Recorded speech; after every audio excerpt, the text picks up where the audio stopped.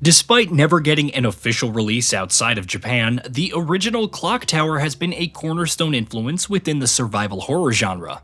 Clock Tower accompanies 1992's Alone in the Dark as one of the best survival horror games of its time. As the 16-bit visuals suggest, Clock Tower was first on the Super Famicom in 1995. It saw an enhanced version for the PS1 called Clock Tower: The First Fear, which added some additional scenarios and features.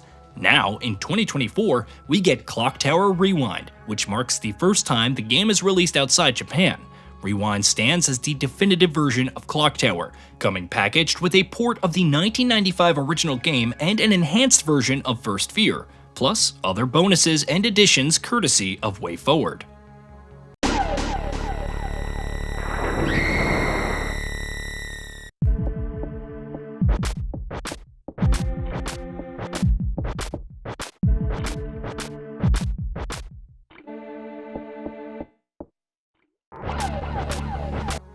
The 1995 port includes new translations in English, French, Italian, German, Spanish, Japanese, Korean, Traditional Chinese, and Simplified Chinese, but other than that, it's the same 16-bit game from 1995.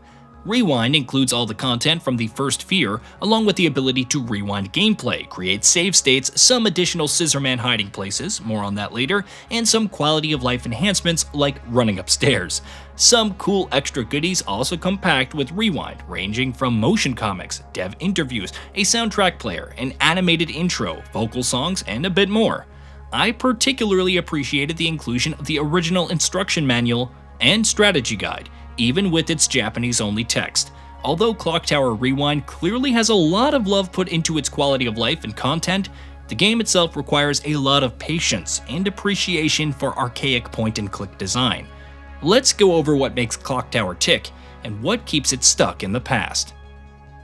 Let's start with an icebreaker. Clock Tower is a quintessential point-and-click hidden object adventure game, and it isn't ashamed of it. If you don't have the patience for old-school adventure games, Clock Tower's horror goodness won't compensate for that archaic style of gameplay. Your primary objective in Clock Tower is avoiding the deadly Scissorman by hiding and ultimately looking for a way to escape the Deadly Barrows family manor. Navigation is accomplished by holding left and right buttons down and clicking on interactable objects and doors. The Rewind version allows Jennifer to run up and down the stairs instead of merely walk, which speeds up gameplay flow a bit from the original. That said, you still have to wait for laboriously slow walking animations to finish whenever you interact with something. This is compounded by Jennifer walking to a location and back to her previous spot again with no urgency whatsoever, making your wait twice as long for the lengthy animation to finish.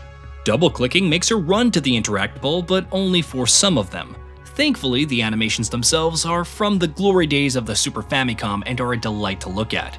But that doesn't take away from the monotony of all the waiting. When you're not waiting around for Jennifer to get to her destination, you're pixel hunting environments for usable objects and clues.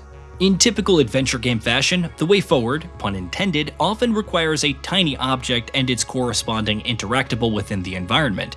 You have no way to figure certain things out except the trial and error involved with using objects on random environments. The logic behind these applications is very often obscure, though Clock Tower could hardly be considered the worst offender of this kind of adventure game logic. Guidance is just something Clock Tower doesn't do well, even in the Rewind version. Not that I want such an atmospherically rich game to spell everything out with objective markers and yellow paint, but subtle hints now and then that really could have helped massage the obtuseness of the original game. Still, it wasn't the obscure adventure game logic that finally made me cave in and use a walkthrough. No, it was the constant running away from Scissorman. Scissorman is your only consistent threat throughout the game, popping up in random areas like bathtubs and dressers. To the game's credit, these chases can be exhilarating and terrifying. No punches are pulled with some of the deaths, and sound effects and accompanying music stir up anxiety almost too well. But after your first couple deaths to Scissorman, the charm starts to wear off as you look for hiding places and ways to stop him. Such a large portion of my playtime was spent just running away from this threat, and it was rarely fun. For one, you're locked out of interacting with objects and rooms while Scissorman is in pursuit, mandating backtracking to retrieve such items. Once you figure out successful hiding places and ways to throw off the pursuer, the chase whittles down to formulaic backtracking to the hiding spot, something which takes too long to do due to Jennifer's slow run speed and door opening animations. The quality of life features don't quite do enough to get over the clunky and glacially slow pacing of the game either. For example, the rewind feature only goes back 10 seconds, which rarely gives you enough time to avoid Scissorman's attack or prevent a character death. Also, the more aggressive Scissorman AI presents in this rewind version only compounds the irritating issues bogging down the chases, making you backtrack into rooms for safety more frequently and padding the game further. Don't get me wrong, the concept of these Scissorman chases is rich with potential, something more modern horror games have since capitalized on. But when done with point-and-click control schemes and slow pacing, yeah, these chases feel redundant and irritating. By contrast, I have nothing but compliments to give to the Clock Tower atmosphere and story. The game starts off more or less how you'd expect, a group of orphans visiting their new home for the first time when the smart one of the group, Jennifer, senses something's off. There's a surprising amount of lore and history behind the Spooky Barrows Manor and its demented owners. Better yet, the story is unraveled through subtle gameplay discoveries as you explore the mansion, with several details being entirely missable depending on the decisions that you make and ending you get. While some of the 9 endings are similar to each other, others take a drastically different turn, resulting in Jennifer's demise or even worse. The backstory and reveals surrounding the Barrows family is really well done and worth experiencing, with brilliant show, don't tell exposition and striking visual storytelling utilizing all of the resources a 16-bit console could dish out.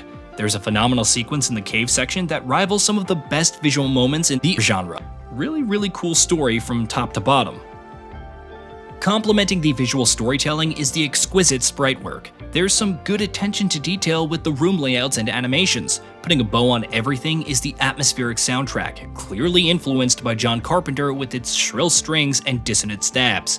The minimalistic way the music and sound effects accompany the journey throughout the manor has inspired many future horror classics like Silent Hill and Resident Evil, and it's easy to see why with this remaster. Clock Tower is a game stuck in the past despite the handful of new conveniences. There's only so much that can be done to improve a point-and-click game without altering the mechanics entirely. When playing using a walkthrough, Clock Tower supplies an atmospherically rich experience with some irritating but doable gameplay. For hardcore horror fans or old-school point-and-click adventure game players, Clock Tower Rewind comes as a strongly recommended title. Just know what you're getting into beforehand because the archaic puzzle solutions and lack of direction serve as a roadblock to enjoying this classic horror experience. Hey, did you know that we at GamingBolt upload new videos every day? Stick around, drop a like, subscribe, and hit that bell. And let us know what kind of content you'd like to see in the future with a comment below.